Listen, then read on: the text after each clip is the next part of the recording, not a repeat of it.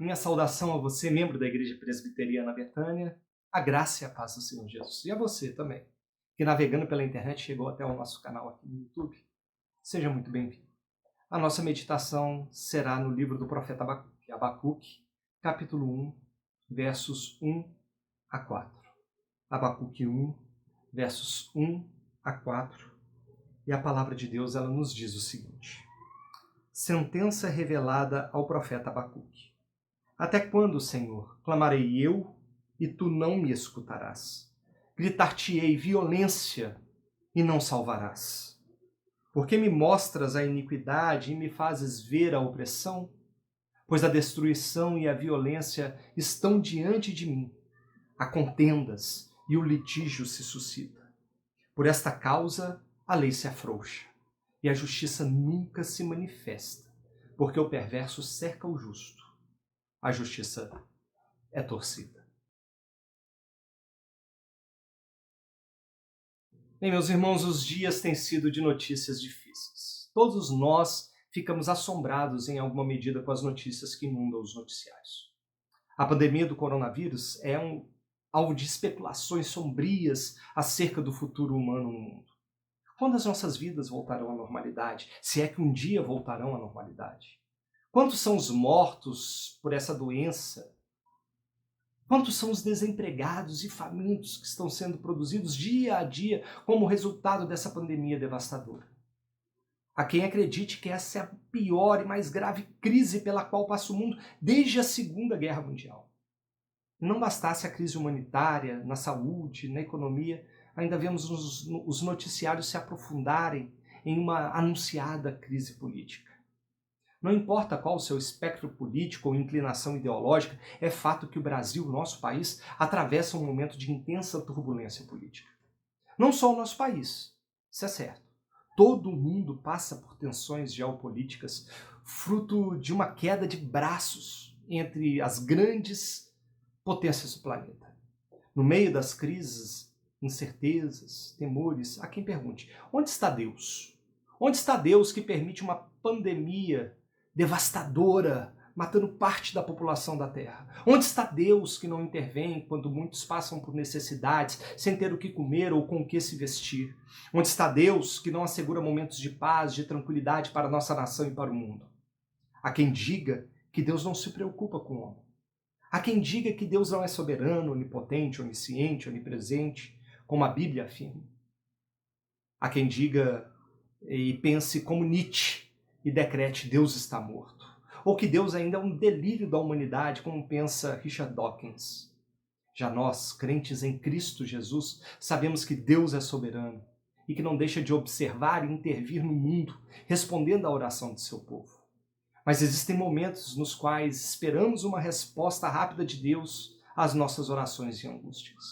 Às vezes esperamos que Deus responda todas as nossas orações e anseios, satisfazendo os nossos pedidos e exigências. Às vezes, parece que Deus demora em responder ou que nunca responderá às nossas orações.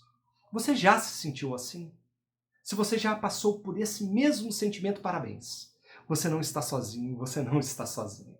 Há outros tantos que compartilham dessa mesma ansiedade, e uma dessas pessoas foi o profeta Abacuque.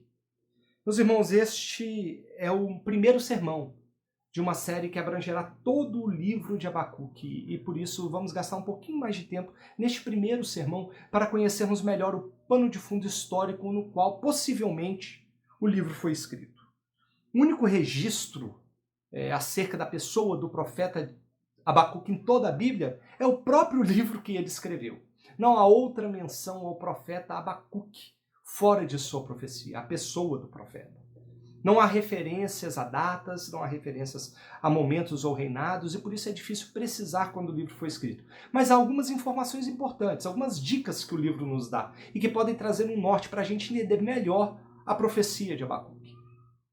Quando o profeta ele escreveu este livro, o reino de Israel já havia se dividido entre o reino do norte e o reino do sul. O reino do norte já havia sido invadido e destruído pelo Império Assírio. O Império Assírio já havia caído e provavelmente o Império Babilônico já estava ascendendo. Nos dias de Abacuque, então, Judá havia se corrompido, seguido falsos deuses e fazia o que era mal aos olhos de Deus. Mas o juízo de Deus viria contra Judá e Abacuque é um dos profetas que Deus usa para apresentar este peso, esta sentença ao povo. O primeiro verso do capítulo 1, ele fala isso, traz um spoiler do que Deus faria ao povo de Judá. O que diz o verso primeiro? Sentença revelada ao profeta Abacuque. A palavra hebraica traduzida como sentença significa literalmente peso, fardo.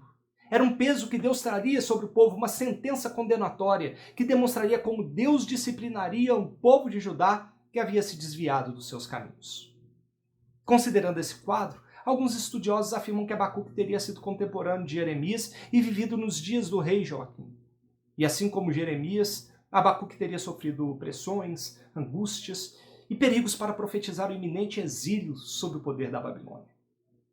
Um outro detalhe bem interessante para a gente entender a figura de Abacuque mais à frente do livro é o capítulo 3, onde há uma oração de Abacuque em forma de canto com instruções para sua execução.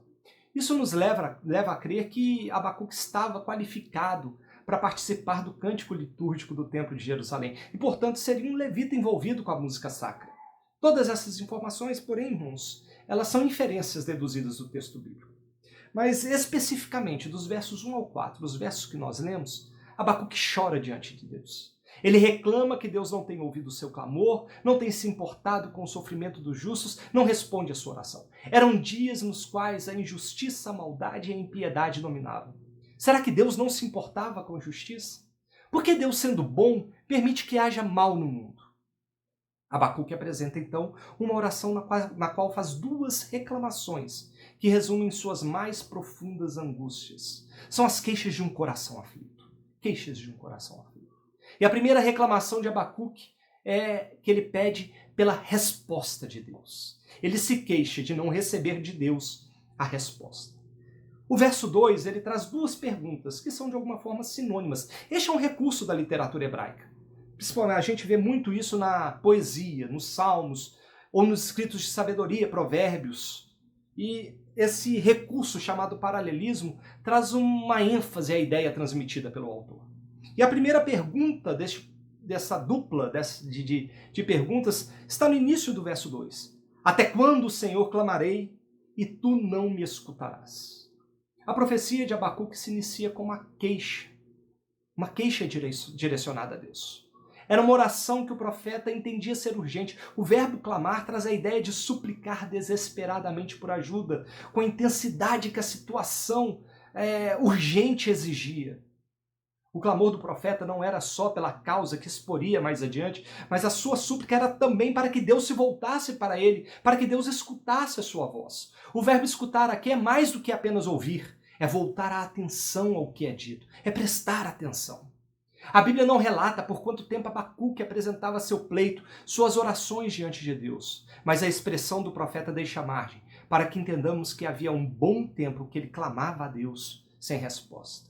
O seu sentimento era que Deus não dava mínima para a sua súplica e que o profeta permanecia clamando e esperando ansiosamente pela resposta de Deus.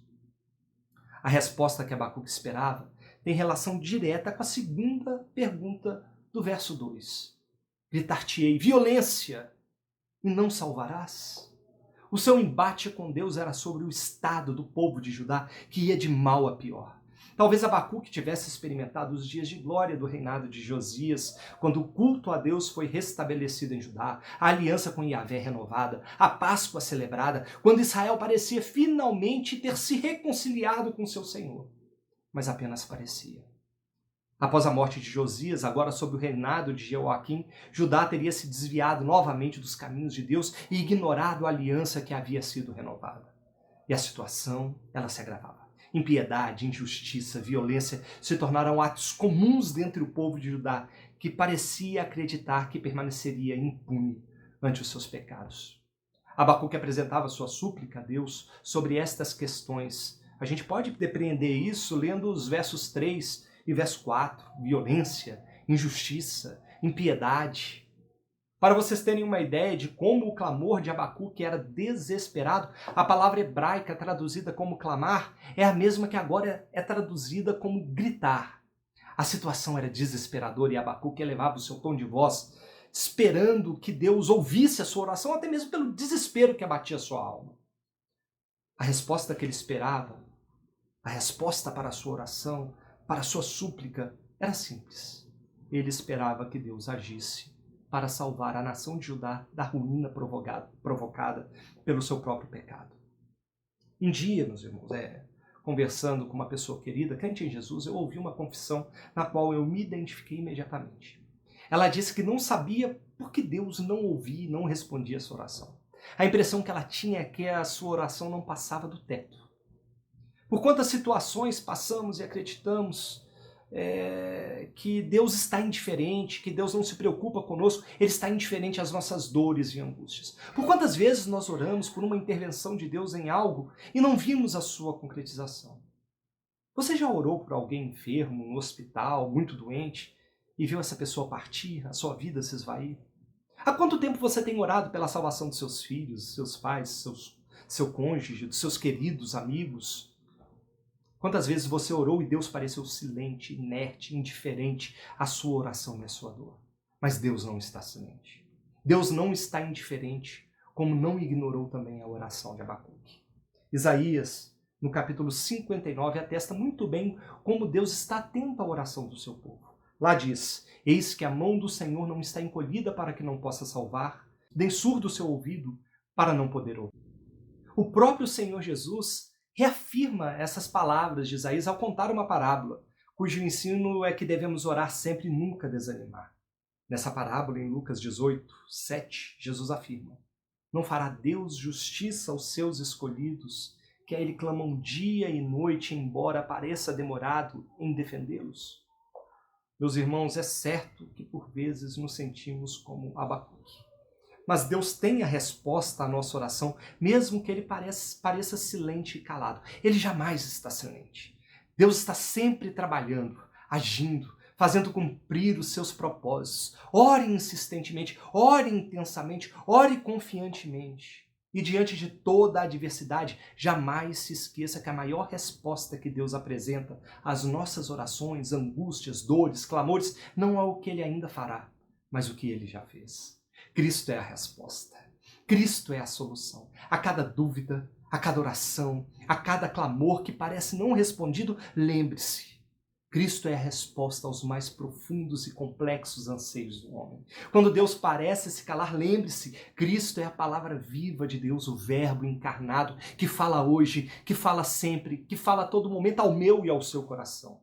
Só nele encontramos paz em meio ao caos. Só nele encontramos resposta às dúvidas mais profundas. Só nele temos a solução dos problemas insolúveis. Descansar em Cristo e esperar nele traz calma, traz sossego ao nosso coração. E além de clamar pela resposta de Deus, Abacuque apresenta uma segunda queixa, um clamor pela justiça de Deus. Os versos 3 e verso 4. Venha comigo para o início do verso 3, vamos ver o que ele diz. Por que me mostras a iniquidade e me fazes ver a opressão? Essa reclamação de Abacuque é quase uma pergunta retórica. Melhor que isso, é um lamento do profeta. É como se Abacuque dissesse: Senhor, como que um Deus tão bom e poderoso permite que Judá, o povo que tem uma aliança contigo, se perverta desse jeito? Toda a terra, para todo lado, todos praticam toda sorte de perversidade. Por que o Senhor não faz algo? Mas logo após essa pergunta, Abacuque começa a explicar os motivos do seu descontentamento. Judá se tornou um povo ímpio e que age injustamente contra Deus e o seu próximo. Por todo lado há destruição e violência, e esta é uma palavra, violência, recorrente em toda a profecia de Abacuque. Uma das violências a qual Abacuque se refere está relacionada à palavra opressão, no verso 3. A palavra hebraica traduzida como opressão está relacionada à exploração da força de trabalho de alguém para se enriquecer. A situação da sociedade judaica era calamitosa. Havia uma intensa opressão social promovida por ganância. Outra violência enumerada por Abacuque são as contendas e litígios. A aplicação da lei em Judá era corrupta, era injusta. A lei que regia as relações de Judá, fruto da revelação divina a Moisés, não surtia mais o efeito desejado.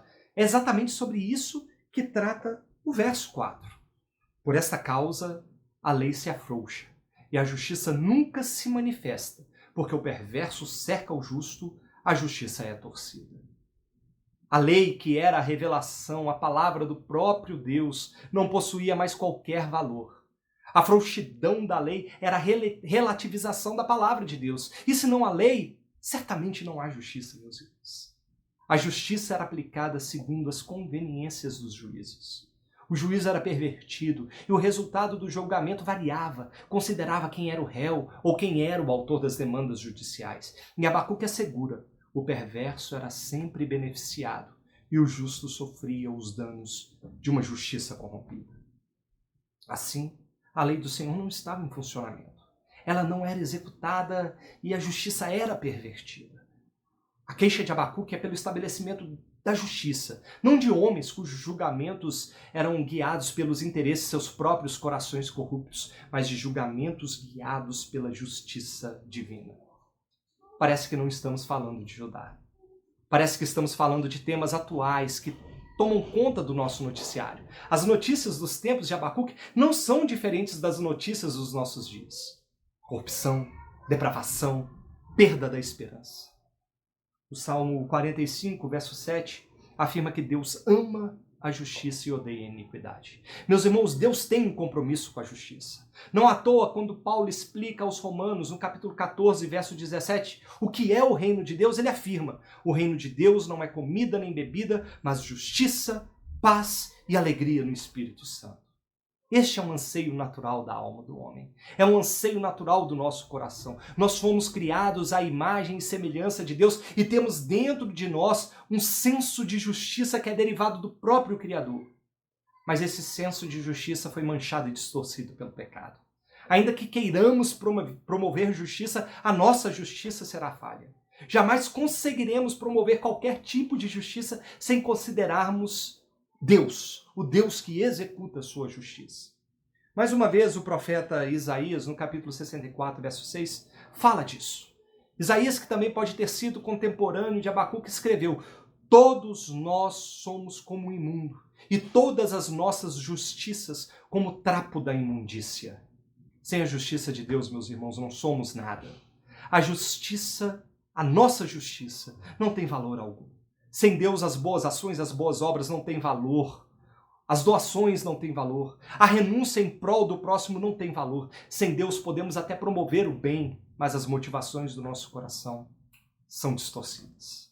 Sem Deus, corremos o risco de querer promover justiça com as próprias mãos, motivados por ira, inveja, ganância, orgulho e soberba. Podemos até fazer algo bom, mas não fazemos para a glória de Deus, fazemos para a nossa própria glória, para engrandecer os ídolos que construímos em nosso coração e que foram feitos à nossa própria imagem e semelhança. Precisamos que Deus execute sua justiça. Só Ele pode julgar com equidade e aplicar a melhor justiça que o ser humano pode desfrutar, a justiça de Deus. Mas como conhecê-la? Como alcançá-la? Paulo responde essa pergunta na carta aos Romanos, capítulo 3, versos 21 e 22. Mas agora sem lei se manifestou a justiça de Deus, testemunhada pela lei e pelos profetas. Justiça de Deus mediante a fé em Jesus Cristo, para todos e sobre todos os que creem. A justiça que Abacuque e outros tantos profetas esperavam se revelou na cruz de Cristo. Ele é a nossa justiça. Ele atribui a nós a sua justiça. Nós somos feitos justos mediante a obra redentora e justificadora do Senhor Jesus. Como Paulo diz aos Coríntios, aquele que não conheceu o pecado, ele o fez pecado por nós, para que nele fôssemos feitos justiça de Deus. Só podemos conhecer a verdadeira justiça, a justiça de Deus, se conhecermos e nos relacionarmos com aquele que é a própria justiça divina, o nosso Senhor e Salvador Jesus Cristo. Portanto, irmãos, estas são as duas queixas do profeta Abacuque: a busca pela resposta e pela justiça de Deus.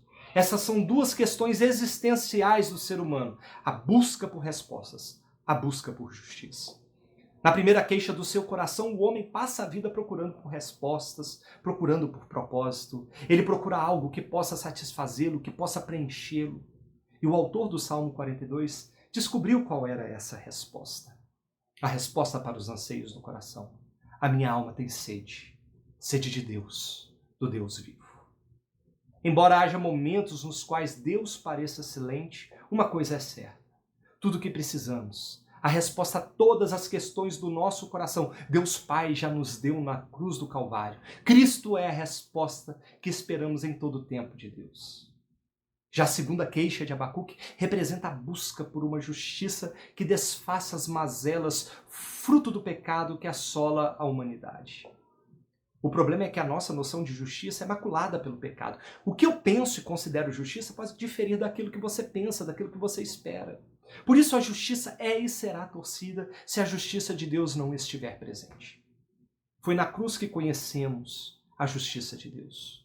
Isso é uma ironia, porque foi na cruz que o justo morreu pelos injustos, que o santo morreu pelos condenados, foi na cruz que Deus Filho, morreu pelos pecadores, para que por meio do seu sacrifício conhecêssemos a justiça de Deus. E hoje podemos conhecer essa justiça que recebemos de Cristo. Somos justificados pela fé e somente pela fé quando cremos em Cristo Jesus, o Deus Filho, e recebemos como Senhor e Salvador das nossas vidas. E que o nosso olhar jamais se desvie dessa verdade maravilhosa. Mesmo que Deus pareça silente, mesmo que a justiça impere, Cristo é a resposta que o nosso coração espera. Cristo é a justiça que todos, desesperadamente, precisamos. Vamos orar, meus irmãos. Eterno Deus, bendito Pai, nós louvamos o Teu nome, te exaltamos pela palavra lida e pelas experiências que o Senhor trouxe ao profeta Abacuque, ó Deus. Palavra inspirada por Ti para falar hoje ao nosso coração, para mostrar o quanto somos ansiosos, como somos desesperados, e o nosso coração desesperadamente procura por algo para satisfazê-lo e preenchê-lo. Ó Deus amado, que possamos encontrar e esperar em Ti a resposta para os anseios da nossa alma, do nosso coração. Que possamos, ó Deus, esperar pela Tua justiça, porque sem ela nada somos, já estamos condenados. Precisamos da justiça de Deus agindo em nosso favor. Ó Pai amado, olha para nós e ajuda-nos. Ajuda-nos a perseguir a carreira da fé. Ajuda-nos acrescentando mais fé aos nossos corações, para que confiemos e possamos crer que o Senhor é soberano, que o Senhor não está silente, que o Senhor não está calado, mas que o Senhor está trabalhando em todo o tempo em favor dos seus, ó Deus amado. O Senhor está trabalhando para aquele que espera no Senhor. Ó Deus amado, ajuda-nos, abençoa-nos, fortaleça-nos, ó Deus. Nós precisamos da Tua graça e do Teu poder agindo em nós. Transforma o nosso coração. Essa é a oração que fazemos a Ti. No nome santo do Senhor Jesus. Amém, Senhor. Amém. Amém. Uma boa semana. Deus abençoe a todos. A graça e a paz do Senhor Jesus.